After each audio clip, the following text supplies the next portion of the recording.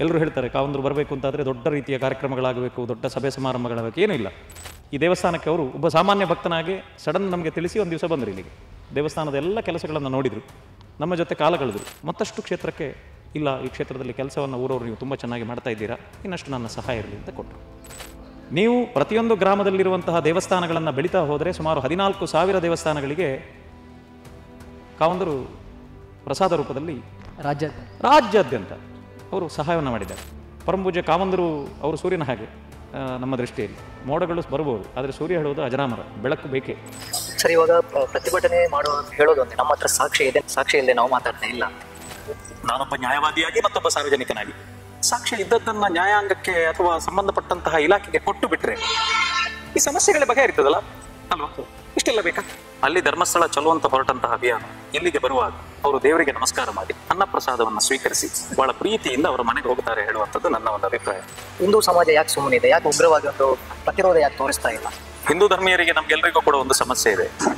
ನಮಗೆಲ್ಲ ಸ್ವಲ್ಪ ಅರಿವಾಗುವುದು ಸ್ವಲ್ಪ ವಿಳಂಬವಾಗಿ. ನಮ್ಮ ದೇವರು ಬಜರಂಗ ಬಲಿಯನ್ನು ಕೂಡ ಲಂಕೆಯ ಆ ಸಮುದ್ರವನ್ನ ಹಾರಬೇಕು ಅಂತಾದ್ರೆ ಜಾಂಬವಂತ ಅವರಿಗೆ ಹೇಳ್ಬೇಕಾಯ್ತು. ಅವರನ್ನು ಉತ್ತೇಜಿಸಿದ ಮೇಲೆ ರಾಮನ ಇರುವಿಕೆಯ ಬಗ್ಗೆ ತಿಳಿದುಕೊಂಡಂತಹ ಹನುಮಂತ ಆಘಾತವಾಗಿ ಬೆಳೆದು ಹಾರಿ. ಹಾಗೆ ನಮಗೆ ಸ್ವಲ್ಪ ಹಿಂದೂಗಳಿಗೆ ಹೇಗೆ ಅಂತ ಹೇಳಿದ್ರೆ ನಾವು ಸಹಿಷ್ಣುಗಳು, ಎಲ್ಲವನ್ನ ಕಾಯ್ತೇವೆ, ಬಹಳಷ್ಟು ಕಾಯ್ತೇವೆ. ಅದು ಒಂದು ವಿಪರೀತಕ್ಕೆ ತೆರಳಿದಾಗ ಮತ್ತೆ ಧರ್ಮ ಎದ್ದೇಳ್ತದೆ. ಸನಾತನ ಧರ್ಮ ಒಮ್ಮೆ ಎದ್ದು ಬಿಟ್ರೆ ಮತ್ತೆ ಅದನ್ನು ನಿಲ್ಲಿಸಲಿಕ್ಕಾಗೋದಿಲ್ಲ.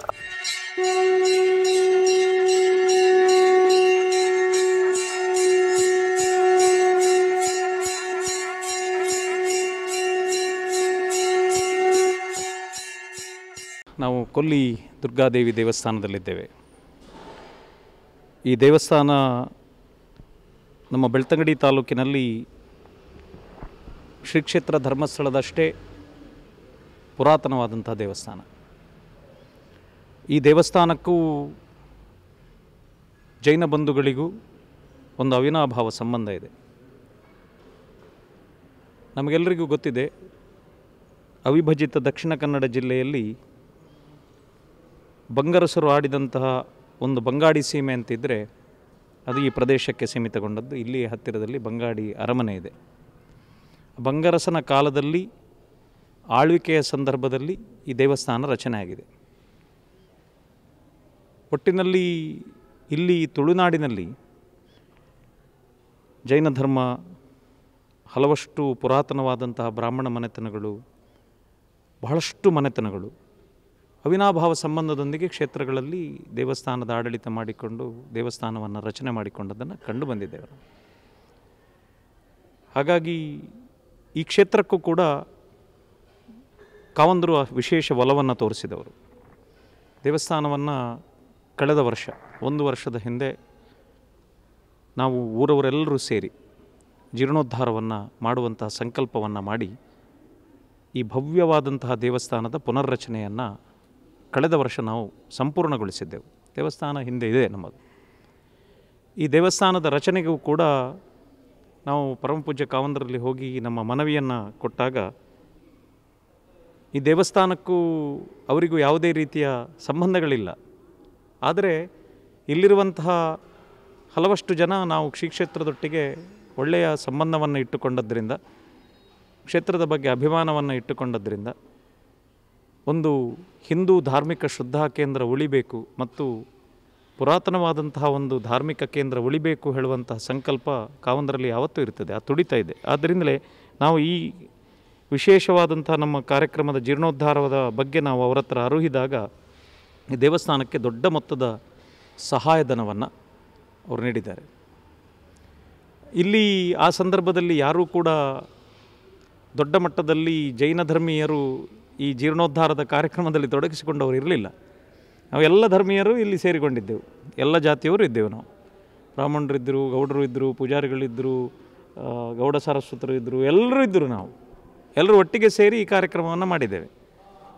ಆದ್ದರಿಂದ ಬಹಳ ಪ್ರೀತಿಯಿಂದ ಈ ದೇವಸ್ಥಾನಕ್ಕೆ ಮೊದಲಿಗೆ ಒಂದು 10 ಲಕ್ಷ ರೂಪಾಯಿ ಮೊದಲಿಗೆ, ಆನಂತರ ಮತ್ತೊಮ್ಮೆ 10 ಲಕ್ಷ ರೂಪಾಯಿ ಈ ದೇವಸ್ಥಾನಕ್ಕೆ ಖುದ್ದಾಗಿ ಬಂದು ಭೇಟಿ ನೀಡಿ. ನೀವು ಮಾಧ್ಯಮದ ಮೂಲಕವೇ ನಾನು ಹೇಳೋದು, ಎಲ್ಲರೂ ಹೇಳ್ತಾರೆ ಕಾವಂದರು ಬರಬೇಕು ಅಂತಾದರೆ ದೊಡ್ಡ ರೀತಿಯ ಕಾರ್ಯಕ್ರಮಗಳಾಗಬೇಕು, ದೊಡ್ಡ ಸಭೆ ಸಮಾರಂಭಗಳಾಗಬೇಕು. ಏನೂ ಇಲ್ಲ.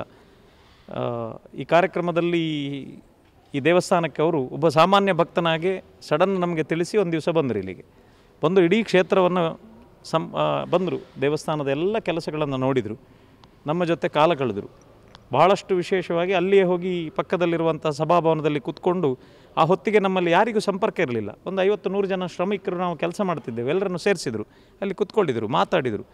ಬಹಳ ಒಂದು ಆತ್ಮೀಯತೆಯಿಂದ ಮಾತನಾಡಿ ಮತ್ತಷ್ಟು ಕ್ಷೇತ್ರಕ್ಕೆ, ಇಲ್ಲ ಈ ಕ್ಷೇತ್ರದಲ್ಲಿ ಕೆಲಸವನ್ನು ಊರವರು ನೀವು ತುಂಬ ಚೆನ್ನಾಗಿ ಮಾಡ್ತಾ ಇದ್ದೀರಾ, ಇನ್ನಷ್ಟು ನನ್ನ ಸಹಾಯ ಇರಲಿ ಅಂತ ಕೊಟ್ಟರು.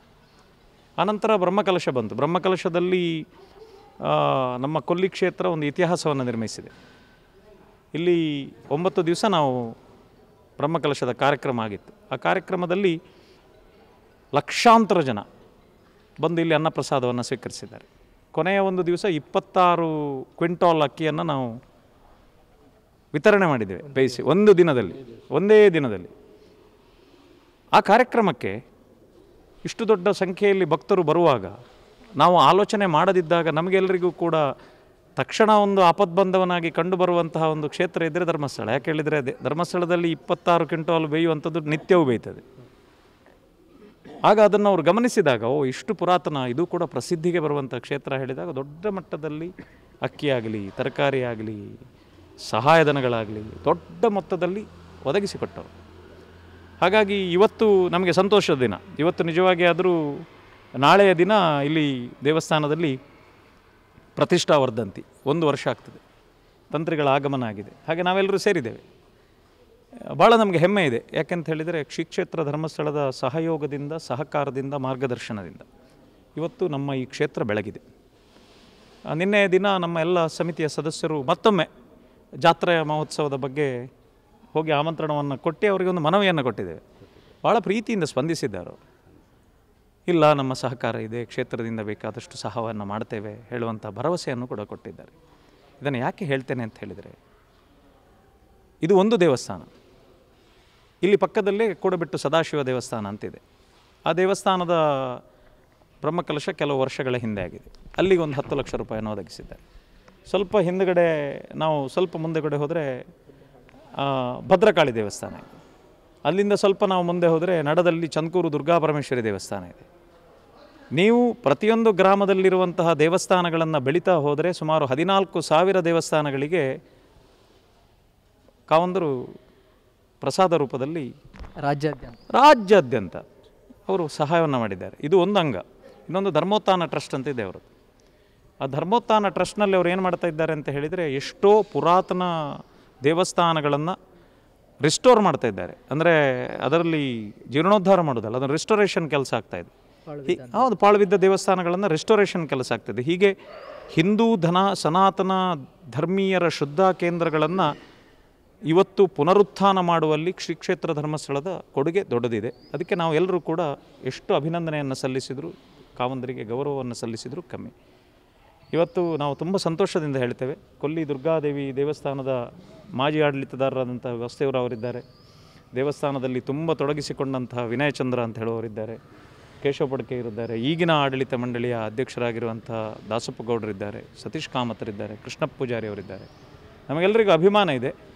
ಈ ಕ್ಷೇತ್ರದ ಬೆಳವಣಿಗೆಯಲ್ಲಿ ಪರಮಪೂಜ್ಯ ಕಾವಂದರ ಕೊಡುಗೆ ಅತ್ಯಂತ ದೊಡ್ಡದು.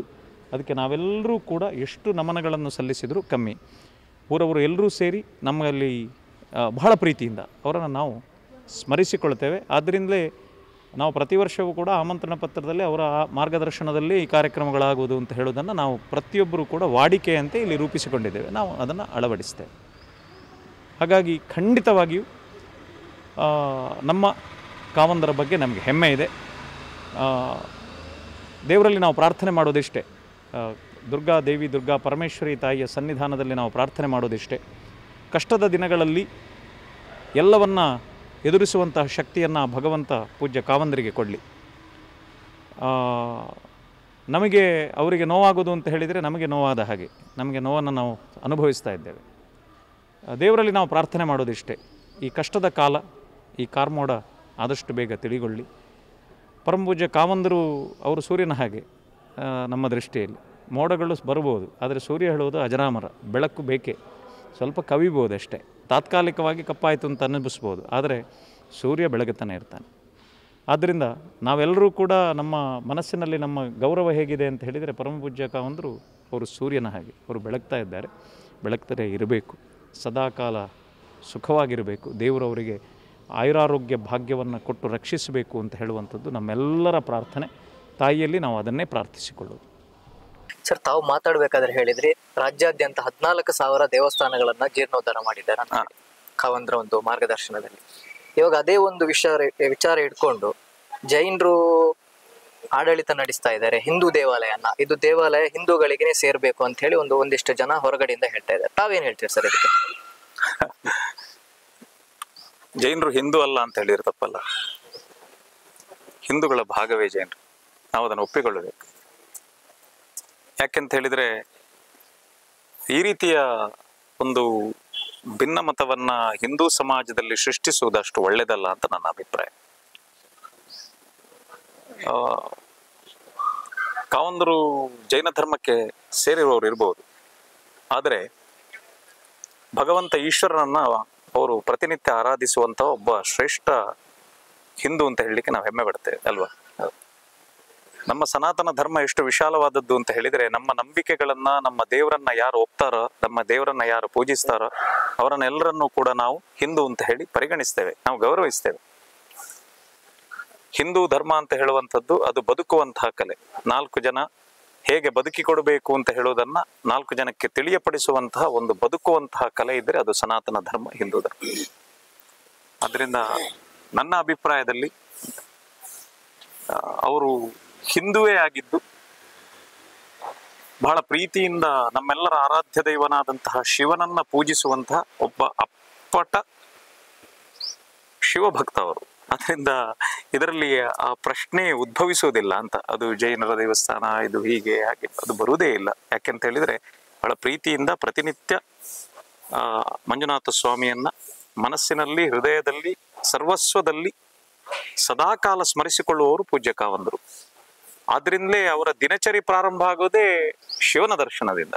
ಅದರಿಂದ ನಾವು ಆ ಪ್ರಶ್ನೆ ಉದ್ಭವಿಸೋದಿಲ್ಲ. ಅದು ತುಂಬಾ ಅಪ್ರಸ್ತುತ ಅಂತ ಹೇಳಿದ್ರೆ ಅದು ಬಾಲಿಶವಾದಂತ ಪ್ರಶ್ನೆ, ಅದಕ್ಕೆ ಹೆಚ್ಚು ಮಹತ್ವವನ್ನ ಕೊಡಬೇಕಾದದ್ದಿಲ್ಲ ಅಂತ ನನ್ನ ಅಭಿಪ್ರಾಯ. ಇವಾಗ ಸರ್ 14,000 ದೇವಸ್ಥಾನಗಳು ಧರ್ಮಸ್ಥಳದಿಂದ ಒಂದಿಷ್ಟು ಸಹಾಯ ಪಡೆದು ಜೀರ್ಣೋದ್ಧಾರಗೊಂಡಿದೆ. ಕಾವಂದ್ರ ಬಗ್ಗೆ ಇಷ್ಟೊಂದು ಅಪಪ್ರಚಾರ, ಟೀಕೆ, ಟಿಪ್ಪಣಿ ಮಾಡ್ತಾ ಇದ್ರು ಕೂಡ ಹಿಂದೂ ಸಮಾಜ ಯಾಕೆ ಸುಮ್ಮನಿದೆ? ಯಾಕೆ ಉಗ್ರವಾಗಿ ಒಂದು ಪ್ರತಿರೋಧ ಯಾಕೆ ತೋರಿಸ್ತಾ ಇಲ್ಲ? ಹಿಂದೂ ಧರ್ಮೀಯರಿಗೆ ನಮ್ಗೆಲ್ರಿಗೂ ಕೂಡ ಒಂದು ಸಮಸ್ಯೆ ಇದೆ. ನಮಗೆಲ್ಲ ಸ್ವಲ್ಪ ಅರಿವಾಗೋದು ಸ್ವಲ್ಪ ವಿಳಂಬವಾಗಿ, ನಮ್ಗೆಲ್ರಿಗೂ ಗೊತ್ತಿದೆ. ಅಂದ್ರೆ ನಮ್ಮ ದೇವರು ಬಜರಂಗ ಬಲಿಯನ್ನು ಕೂಡ ಲಂಕೆಯ ಆ ಸಮುದ್ರವನ್ನ ಅವನು ಏನು ಹಾರಬೇಕು ಅಂತ ಆದ್ರೆ ಜಾಂಬವಂತ ಅವರಿಗೆ ಹೇಳ್ಬೇಕಾಯ್ತು, ನಿಮಗೆ ಹಾರ್ಲಿಕ್ಕೆ ಆಗ್ತದೆ, ಹಾರಿ ಹಾರಿ ಅಂತೇಳಿ ಅವರನ್ನ ಉತ್ತೇಜಿಸಿದ ಮೇಲೆ ರಾಮನ ಇರುವಿಕೆಯ ಬಗ್ಗೆ ತಿಳಿದುಕೊಂಡಂತ ಹನುಮಂತ ಆಗಾಧವಾಗಿ ಬೆಳೆದು ಹಾರಿದ್ದು.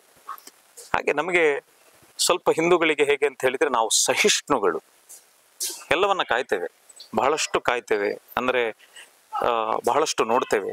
ನೋಡಿ ಆದ ಮೇಲೆ ಅದು ಒಂದು ವಿಪರೀತಕ್ಕೆ ತೆರಳಿದಾಗ ಮತ್ತೆ ಧರ್ಮ ಎದ್ದೇಳುತ್ತದೆ. ಸನಾತನ ಧರ್ಮ ಒಮ್ಮೆ ಎದ್ದು ಬಿಟ್ರೆ ಮತ್ತೆ ಅದನ್ನ ನಿಲ್ಲಿಸಲಿಕ್ಕಾಗೋದಿಲ್ಲ, ಅದು ಮತ್ತೆ ವಿಪರೀತಕ್ಕೆ ಹೋಗ್ತದೆ. ಹಾಗಾಗಿ ಮೌನವಾಗಿದ್ದಾರೆ ಹಿಂದೂಗಳು ಅಂತ ಹೇಳುವ ಕಾರಣಕ್ಕೋಸ್ಕರ ಸುಮ್ಮನಿದ್ದಾರೆ ಅಂತ ಅರ್ಥ ಅಲ್ಲ. ಇವತ್ತು ಎಲ್ಲ ಹಿಂದೂ ಧರ್ಮೀಯರ ಮನೆಯಲ್ಲಿಯೂ ಕೂಡ ಇವತ್ತಿನ ಘಟನೆಗಳ ಬಗ್ಗೆ ನಮಗೆ ಖೇದ ಇದೆ. ಯಾಕೆಂತ ಹೇಳಿದ್ರೆ ನಮ್ಮ ಒಂದು ಶ್ರದ್ಧಾ ಕೇಂದ್ರದ ಬಗ್ಗೆ, ನಾವೆಲ್ಲರೂ ಆದರ್ಶಪ್ರಾಯರು ಅಂತ ನಂಬುವಂತಹ ಒಬ್ಬ ವ್ಯಕ್ತಿಯ ಬಗ್ಗೆ ಬಹಳಷ್ಟು ಅಪಪ್ರಚಾರವನ್ನ ಮಾಡಲಾಗ್ತಿದೆ. ಇದರ ಬಗ್ಗೆ ನಮಗೆ ತುಂಬಾ ಖೇದ ಇದೆ, ನಾವು ದುಃಖ ಪಡ್ತಾ ಇದ್ದೇವೆ. ಮತ್ತೆ ಖಂಡಿತವಾಗಿಯೂ ಹಿಂದೂ ಸಮಾಜ ಹೇಳಿಲ್ಲ ಅಂತ ಹೇಳೋದನ್ನ ನಾನು ಒಪ್ಪೋದಿಲ್ಲ. ಹಿಂದೂ ಸಮಾಜ ಇದನ್ನ ಖಂಡಿತವಾಗಿಯೂ ದೊಡ್ಡ ಧ್ವನಿಯೊಂದಿಗೆ ಧಿಕ್ಕರಿಸ್ತದೆ. ಖಂಡಿತವಾಗಿಯೂ ಹಿಂದೂ ಸನಾತನ ಧರ್ಮೀಯರು ಎಲ್ಲ ನಮ್ಮ ವೈರುಧ್ಯಗಳನ್ನ ಮರೆತು ಸತ್ಯದ ಕಡೆಗೆ ಖಂಡಿತವಾಗಿಯೂ ಕೂಡ ಎದ್ದು ನಿಲ್ತಾರೆ ಹೇಳುವಂತ ವಿಶ್ವಾಸ ನಮಗೆ ಈ ದೇವರ ಸನ್ನಿಧಾನದಲ್ಲಿ ಇದೆ. ಅಂದ್ರೆ ಇವತ್ತು ಕೂಡ ನಾವು ನೋಡುದಿದ್ರೆ ಬಹಳಷ್ಟು ಸಮಯದಿಂದ ಬಹಳಷ್ಟು ಜನ ಈ ಬಗ್ಗೆ ಮುಕ್ತವಾಗಿ ಮಾತನಾಡಲಿಕ್ಕೆ ಯಾರು ಬರ್ತಿರ್ಲಿಲ್ಲ. ಆದರೆ ಈಗ ಮಾಧ್ಯಮದ ಮೂಲಕ ಬಹಳಷ್ಟು ಜನ ಹಿಂದೂಗಳು ದುಃಖವನ್ನ ಹಂಚಿಕೊಳ್ತಾ ಇದ್ದಾರೆ. ಇಂಥ ವಿಷಯಗಳು ತಪ್ಪು, ನಮ್ಮಲ್ಲಿ ವಿಘಟನೆಯನ್ನ ತರ್ತಾ ಉಂಟು ಹೇಳುವ ವಿಚಾರಗಳನ್ನ ಹಂಚಿಕೊಳ್ತಾ ಇದ್ದಾರೆ. ಖಂಡಿತವಾಗಿಯೂ ಇದು ಕೆಲವೇ ಕ್ಷಣಗಳಲ್ಲಿ, ಕೆಲವೇ ದಿನಗಳಲ್ಲಿ ಇದು ಹೊರಟು ಹೋಗ್ತದೆ. ನಮ್ಮ ಪರಮ ಪೂಜ್ಯ ಕಾವಂದರ ಬಗ್ಗೆ ಯಾವ ಆಪಾದನೆಗಳು ಕೂಡ ಅದು ನಿಲ್ಲುವುದಿಲ್ಲ ಹೇಳುವಂಥದ್ದು ನಮಗೆ ಒಂದು ಅಚಲವಾದ ನಂಬಿಕೆ. ಸರ್, ಇವಾಗ ಪ್ರತಿಭಟನೆ ಮಾಡುವವರು ಪ್ರತಿ ಬಾರಿ ಪ್ರತಿಭಟನೆ ಮಾಡುವಾಗಲೂ ಅವ್ರು ಹೇಳೋದೊಂದೇ, ನಮ್ಮ ಹತ್ರ ಸಾಕ್ಷಿ ಇದೆ, ನಾವು ಅದನ್ನ ಇಟ್ಕೊಂಡು ನಾವು ಮಾತಾಡ್ತಾ ಇದ್ದೀವಿ, ಸಾಕ್ಷಿ ಇಲ್ಲದೆ ನಾವು ಮಾತಾಡ್ತಾ ಇಲ್ಲ ಅಂತ. ನೋಡಿ, ಸಾಕ್ಷ್ಯಗಳು ಇದ್ದರೆ ಆ ಸಾಕ್ಷ್ಯಗಳನ್ನ ನ್ಯಾಯಾಲಯಕ್ಕೆ ಕೊಡುವಲ್ಲಿ ಯಾರನ್ನಾದರೂ ನಿಲ್ಲಿಸಿದ್ದೇವ? ಯಾರಾದರೂ ನಿಲ್ಲಿಸ್ತಾರ? ಸಾಕ್ಷ್ಯ ಇದೆ ಅಂತ ಹೇಳುವುದರ ಬದಲು ಆ ಸಾಕ್ಷ್ಯಗಳನ್ನ ನ್ಯಾಯಾಲಯಕ್ಕೋ ಮಾಧ್ಯಮ ಮಿತ್ರರಿಗೋ ಕೊಡಬೇಕು ತಾನೆ. ಉಂಟು ಉಂಟು ಅಂತ ಹೇಳುವುದರ ಬದಲು ಸಾಕ್ಷ್ಯವನ್ನ ಕೊಟ್ಟು ಬಿಟ್ರೆ ಆಯ್ತಪ್ಪ ಅಲ್ವಾ? ಅಲ್ಲಿಗೆ ವಿಷಯಗಳು ಮುಗಿದು ಹೋಗ್ತದೆ. ಇದು ಪದೇ ಪದೇ ಸಾಕ್ಷ್ಯ ಇದೆ ಅಂತ ಹೇಳುವ ಬದಲು ಬಹಳ ವೆರಿ ಸಿಂಪಲ್ ಹೇಳುದು, ನಾನು ಮಾಧ್ಯಮದವರಿಗೆ ಕೊಡ್ಲಿಕ್ಕಾಗೋದಿಲ್ಲ, ನ್ಯಾಯಾಲಯಕ್ಕೆ ಕೊಡ್ಲಿ, ಅಥವಾ ಎಲ್ಲಿ ಅವರಿಗೆ ಇಷ್ಟ ಉಂಟು ಅಲ್ಲಿಗೆ ಕೊಡ್ಲಿ. ಯಾರು ಸಾಕ್ಷ್ಯ ಇದೆಯೋ ಅವ್ರು ಕೊಡ್ಬೋದಲ್ಲ, ಅಲ್ಲಿಗೆ ಎಲ್ಲ ಪ್ರಕರಣಗಳು ಮುಕ್ತಾಯ ಆಗ್ತದ ಇಲ್ವಾ? ಮತ್ತೆ ನಮ್ಮ ನ್ಯಾಯಾಂಗ ವ್ಯವಸ್ಥೆಯಲ್ಲಿ ಯಾರಿಗೂ ಮುಕ್ತವಾಗಿ ಸಾಕ್ಷ್ಯವನ್ನ ಕೊಡ್ಲಿಕ್ಕೆ ಸಾಕಷ್ಟು ಅವಕಾಶಗಳಿದೆ. ಹಲವಷ್ಟು ಸ್ತರದ ನ್ಯಾಯಾಲಯಗಳಲ್ಲಿ ಈ ಪ್ರಕರಣದ ಬಗ್ಗೆ ತನಿಖೆಗಳು ಆಗಿದೆ. ಎಲ್ಲಾ ಕಡೆಯೂ ಕೂಡ ಸಾಕ್ಷ್ಯವನ್ನ ಕೊಡ್ಲಿಕ್ಕೆ ಮುಕ್ತವಾದ ಅವಕಾಶವನ್ನ ನ್ಯಾಯಾಲಯ ಅಥವಾ ನಮ್ಮ ಕಾನೂನಿನ ವ್ಯವಸ್ಥೆ ಕೊಟ್ಟಿದೆ. ಆದ್ರಿಂದ ಸಾಕ್ಷ್ಯ ಇದೆ ಅಂತ ಹೇಳುವುದರ ಬದಲಾಗಿ ನಾನೊಬ್ಬ ನ್ಯಾಯವಾದಿಯಾಗಿ ಮತ್ತೊಬ್ಬ ಸಾರ್ವಜನಿಕನಾಗಿ ಸಾಕ್ಷ್ಯ ಇದ್ದದ್ದನ್ನ ನ್ಯಾಯಾಂಗಕ್ಕೆ ಅಥವಾ ಸಂಬಂಧಪಟ್ಟಂತಹ ಇಲಾಖೆಗೆ ಕೊಟ್ಟು ಬಿಟ್ರೆ ಈ ಸಮಸ್ಯೆಗಳೇ ಬಗೆಹರಿತದಲ್ಲ ಅಲ್ವಾ? ಇಷ್ಟೆಲ್ಲ ಬೇಕಾ? ನಾವು ತಾತ್ವಿಕವಾಗಿ, ಸೈದ್ಧಾಂತಿಕವಾಗಿ ನಮ್ಮಲ್ಲಿ ಸಾಕ್ಷ್ಯಗಳು ಉಂಟು ಅಂತಾದ್ರೆ ಅದನ್ನ ಕೊಡುವುದು, ಅದಕ್ಕೆ ಬೇಕಾದಂತಹ ಕಾನೂನಿನ ಪ್ರಕ್ರಿಯೆಗಳನ್ನ ಮಾಡುವುದು ಅಲ್ವಾ? ಇದನ್ನ ಮಾಡಿದ್ರೆ ಒಳ್ಳೇದು ಅಂತ ಹೇಳುವಂಥದ್ದು ನನ್ನ ಅಭಿಪ್ರಾಯ.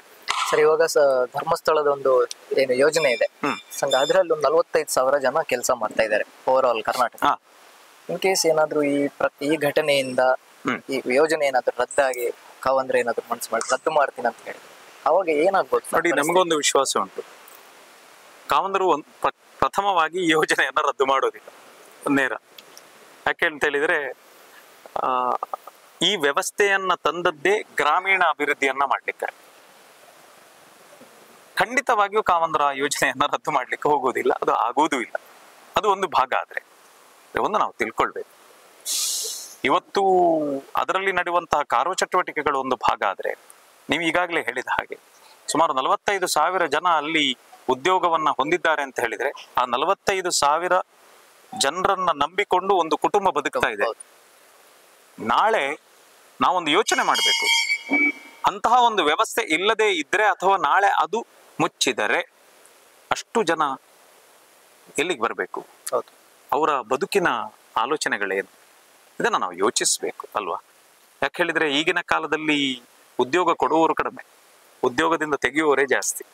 ಹಾಗಿರುವಂತಹ ಉದ್ಯೋಗ ವ್ಯವಸ್ಥೆಯನ್ನ ಕೊಟ್ಟದ್ದನ್ನ ನಾವು ಗ್ರಾಮೀಣ ಪ್ರದೇಶದಲ್ಲಿ ಒಂದು ಬದುಕಲಿಕ್ಕೆ ಒಂದು ದೊಡ್ಡ ವ್ಯವಸ್ಥೆ ಅದು. ಅದರಿಂದ ಖಂಡಿತವಾಗಿ ನಾನು ಹೇಳೋದಿಷ್ಟೇ, ಗ್ರಾಮೀಣ ಅಭಿವೃದ್ಧಿ ಯೋಜನೆಯ ಅಡಿಯಲ್ಲಿ ನಡೆಯುವಂತಹ ಚಟುವಟಿಕೆಗಳು, ಅದರಲ್ಲಿ ನಡೆಯುವಂತಹ ಕಾರ್ಯಕ್ರಮಗಳು, ಅದು ನಾನು ಹೇಳಬೇಕಾಗಿಲ್ಲ. ಯಾಕೆ ಹೇಳಿದ್ರೆ ಅದನ್ನ ಪದೇ ಪದೇ ಹೇಳಿದ್ರೆ ಅದು ರಿಪಿಟೇಷನ್ ಆದಿತ್ತು.